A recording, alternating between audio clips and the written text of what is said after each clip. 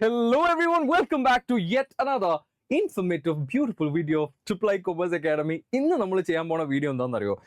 കുറച്ച് ദിവസങ്ങൾക്ക് ശേഷം, കുറച്ച് നാളുകൾക്ക് ശേഷം ഇതാ നമ്മുടെ ഓണം എക്സാം ഒക്കെ എത്താൻ പോവാണ്. അതായത് നമ്മുടെ ഫസ്റ്റ് ടേം കംപ്ലീറ്റ് ആവാൻ വേണ്ടി പോവാണ്. അപ്പൊ അതിനു മുന്നേ എന്തൊക്കെ കാര്യങ്ങളാണ് നമ്മൾ പ്ലസ് ടുവില് ഇംഗ്ലീഷിൽ പഠിക്കാനുള്ളത്, ഈ കാര്യങ്ങളെ കുറിച്ചിട്ടൊക്കെ നിങ്ങൾക്ക് ഓൾറെഡി ഒരു ഐഡിയ ഉണ്ടാവും. പക്ഷെ എങ്കിലും ഞാനത് ഒന്നും കൂടെ ഒന്ന് എംഫസൈസ് ചെയ്യാമെന്ന് വിചാരിച്ചു.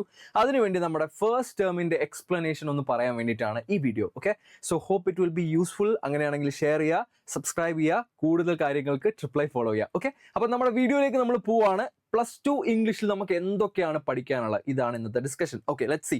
നമ്മൾക്ക് അറിയാം, സാധാരണ രീതിയിൽ ഒരു 7 ചാപ്റ്റേഴ്സ് ആണ് നമുക്ക് പ്ലസ് ടു ഇംഗ്ലീഷിൽ പഠിക്കാൻ വേണ്ടിയിട്ടുള്ളത്. 7 ചാപ്റ്റേഴ്സ് എന്ന് പറയുന്നത് 2 യൂണിറ്റുകളിലായിട്ട് 7 ചാപ്റ്റേഴ്സ് ആണ് ഉള്ളത്. ഓക്കെ, അതിന് പുറമെ നമ്മൾക്ക് കുറച്ച് ലാംഗ്വേജ് എലമെന്റ്സും കാര്യങ്ങളൊക്കെ ഉണ്ട്. അത് ഏതൊക്കെയാണെന്ന് അറിയണ്ടേ, അതിലേക്കാണ് നമ്മൾ ഇനി പോകാൻ വേണ്ടി പോണേ. ഇതാണ് നമ്മളുടെ സ്കീം ഓഫ് വർക്ക് എന്ന് പറയുന്നത്. അതായത് നമ്മുടെ ഫസ്റ്റ് ടേമിൽ നമ്മൾ ഏതൊക്കെ പോർഷൻസ് ആണ് കവർ ചെയ്യേണ്ടത്, ഏതൊക്കെ ചാപ്റ്റേഴ്സ് ആണ് നമ്മൾ പഠിക്കേണ്ടത് എന്നുള്ളതിനെ കുറിച്ചിട്ടുള്ള ഒരു ഡീറ്റെയിൽഡ് എക്സ്പ്ലനേഷൻ അല്ലെങ്കിൽ ഒരു ഐഡിയ നമുക്ക് ഇതിൻ്റെ അകത്ത് കാണാൻ പറ്റും. ഓക്കെ, നോക്കിയാലോ. ടേം 1 എന്ന് കൊടുത്തിട്ടുണ്ട്, ജൂൺ ആ പീരീഡ് എത്രയാണെന്ന് കൊടുത്തിട്ടുണ്ട്. ഓഗസ്റ്റിലായിരിക്കും നമ്മുടെ എക്സാം. മോസ്റ്റ് പ്രോബബ്ലി ഒരു ഓഗസ്റ്റ് എന്താ പറയുക, ഒരു 20th ആ ഒരു ടൈമിലായിരിക്കും. നോട്ട് ഷുവർ, നമുക്ക് ഡേറ്റ് ഒന്നും കറക്റ്റ് ആയിട്ട് വന്നിട്ടില്ല. പക്ഷെ ഇൻ ആൻഡ് അറൗണ്ട് ആ ഒരു സമയത്തായിരിക്കും നമുക്ക് എക്സാം ഉണ്ടാവുക. അപ്പം അതിൻ്റെ അപ്ഡേറ്റ്സ് ഒക്കെ നിങ്ങൾക്ക് വഴിയെ കിട്ടുന്നതായിരിക്കും. അതിന് മുന്നേ നമ്മുടെ ഭാഗത്ത് നമ്മൾ ചെയ്യേണ്ട കുറേ കാര്യങ്ങളുണ്ട്. നമ്മുടെ പ്രിപ്പറേഷൻസ് നമ്മൾ തന്നെ ചെയ്യണ്ടേ, വേറെ ആരും അത് ചെയ്യത്തില്ലല്ലോ, നമ്മൾ തന്നെ ചെയ്യണം.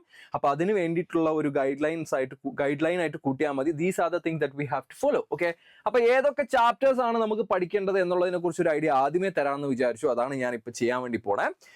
ദ 3 L's ഓഫ് എംപവർമെന്റ് എന്ന് പറഞ്ഞിട്ടുള്ള ഒരു സ്പീച്ച് ഉണ്ട് ക്രിസ്റ്റ്യൻ ലഗാർഡിന്റെ. അതാണ് നമ്മുടെ ആദ്യത്തെ ചാപ്റ്റർ. ആ സ്പീച്ച് വെച്ചിട്ടാണ് നമ്മൾ തുടങ്ങുന്നത്. നമ്മുടെ എക്സാമിന് ചോദിക്കാൻ സാധ്യതയുള്ള ഒരു സംഭവമാണ്, നമ്മൾ പ്രിപ്പയർ ചെയ്യേണ്ട ഒരു സാധനമാണ്. ഓക്കെ, അത് കഴിഞ്ഞ് കഴിഞ്ഞിട്ടുണ്ടെങ്കിൽ പ്രധാനമായിട്ടും നമുക്കിതിലുള്ള പോംസ് ഒക്കെ വളരെ ഇമ്പോർട്ടൻ്റ്. ഇത് പ്ലസ് 1-ലാണെങ്കിലും പ്ലസ് 2 ആണെങ്കിലും നമുക്ക് പഠിക്കാനുള്ള പോംസ് ഭയങ്കര ഇമ്പോർട്ടൻ്റ് ആണ്.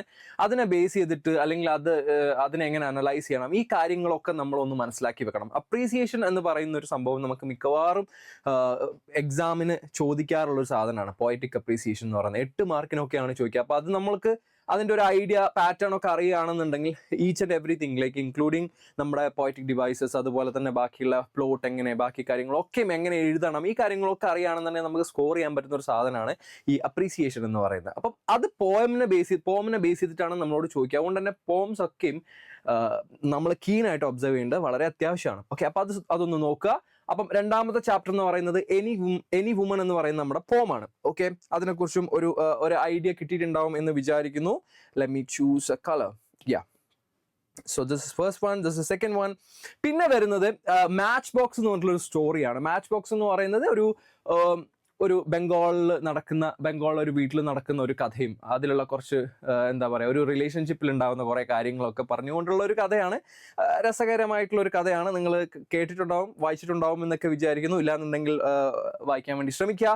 സോ മാച്ച് ബോക്സ് എന്ന് പറയുന്ന സ്റ്റോറി നമ്മുടെ എക്സാമിന് ഇൻക്ലൂഡഡ് ആയിരിക്കും. അതുപോലെ പിന്നെ വരുന്ന സംഭവമാണ് ഹൊറഗല്ലു എന്ന് പറയുന്ന അനക്ഡോട്ട്. 4ാമത്തെ ചാപ്റ്റർ ഹൊറഗല്ലു അനക്ഡോട്ട് എന്ന് പറഞ്ഞിട്ടുണ്ടെങ്കിൽ അറിയാലോ, ഒരു സംഭവ കഥയാണ്. സുധാമൂർത്തി എന്ന് പറഞ്ഞ ആളുടെ ലൈഫിൽ നടന്നിട്ടുള്ള കുട്ടിക്കാലത്തെ കുറെ ഓർമ്മകളും കാര്യങ്ങളൊക്കെ പറയുന്ന ഒരു സംഭവ കഥയാണ് ഹൊറഗല്ലു. ഭയങ്കര രസമായിട്ടുള്ള ഒരു നൊസ്റ്റാൾജിക് പീസ് എന്ന് വേണമെങ്കിൽ പറയാൻ പറ്റുന്ന ഒരു ചാപ്റ്ററാണ്. ഓക്കെ, ഇത്രയൊക്കെയാണ് നമ്മുടെ ഫസ്റ്റ് യൂണിറ്റിൽ വരുന്നത്. രണ്ടാമത്തെ ആൻഡ് അതിൽ നമ്മുടെ ഇതിന്റെ ഭാഗമായിട്ട് തന്നെ ലാംഗ്വേജ് എലമെന്റ്സ്, അതായത് നമ്മൾ പറയല്ലേ ഗ്രാമർ എന്ന് പറയുന്ന സാധനം വളരെ കുറച്ച് മാർക്കിനാണെങ്കിൽ പോലും ഗ്രാമറിന്റെ എലമെന്റ്സ് ചോദിക്കാറുണ്ട്. അപ്പൊ ഗ്രാമർ പാർട്ടും കൂടെ നമ്മൾ നോക്കേണ്ടത് അത്യാവശ്യമാണ്. അപ്പൊ അതും നമ്മൾ ഇതിന്റെ ഭാഗമായിട്ട് പ്രിപ്പയർ ചെയ്ത് പോകേണ്ടത് ഉണ്ട്. ഓക്കെ, പിന്നെ ഇനി വരുന്നത് മെൻഡിങ് വോൾ എന്ന് പറഞ്ഞിട്ടുള്ള ഒരു പോം ഉണ്ട്. Okay, another poem which is called mending wall. അത് ഒരു നേച്ചർ ഒക്കെ റിലേറ്റഡ് ആയിട്ടുള്ള ഒരു പോമാണ്.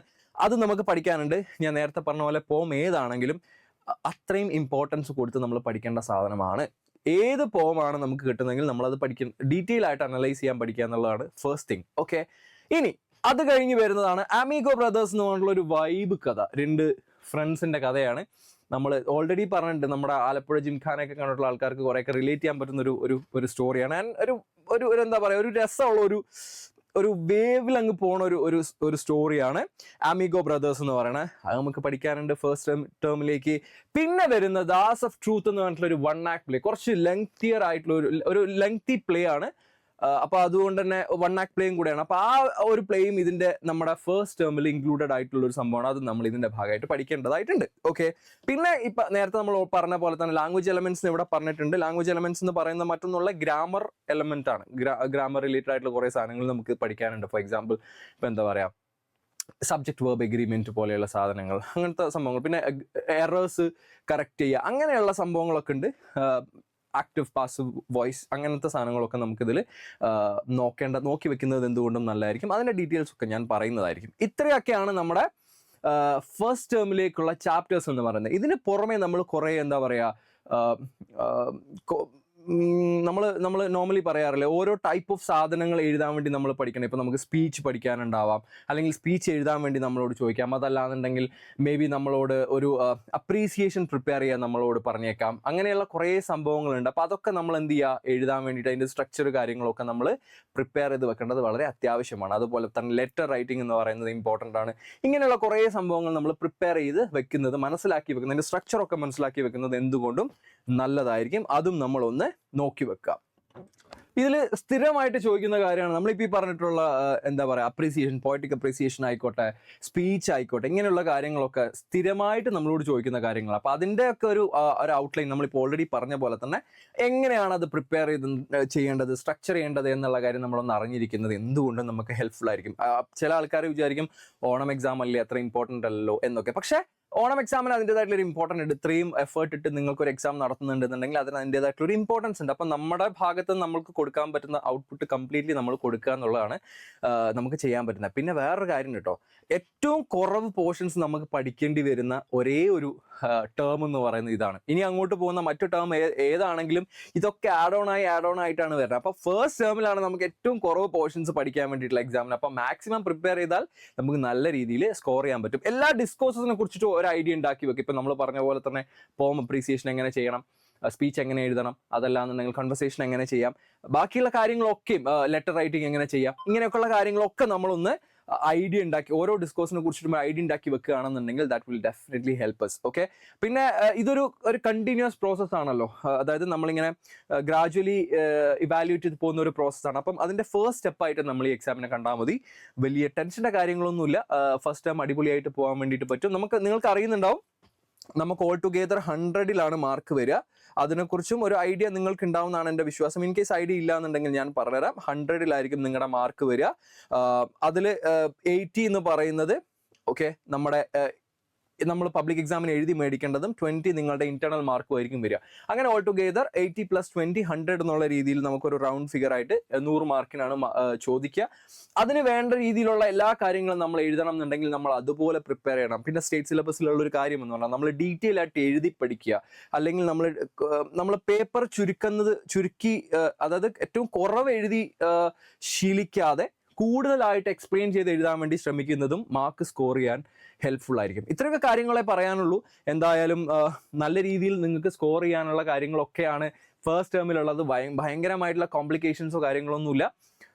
അടിപൊളിയായിട്ട് നമുക്ക് ചെയ്യാം. ഓണം അടിപൊളിയാക്കണം ഫസ്റ്റ് ടേമിൻ്റെ കൂടെ, ഉഷാറാക്കാം. ബാക്കി കാര്യങ്ങളൊന്നുമില്ല. ടേക്ക് കെയർ, നന്നായിട്ട് പഠിക്കുക, നന്നായിട്ട് പ്രിപ്പയർ ചെയ്യുക.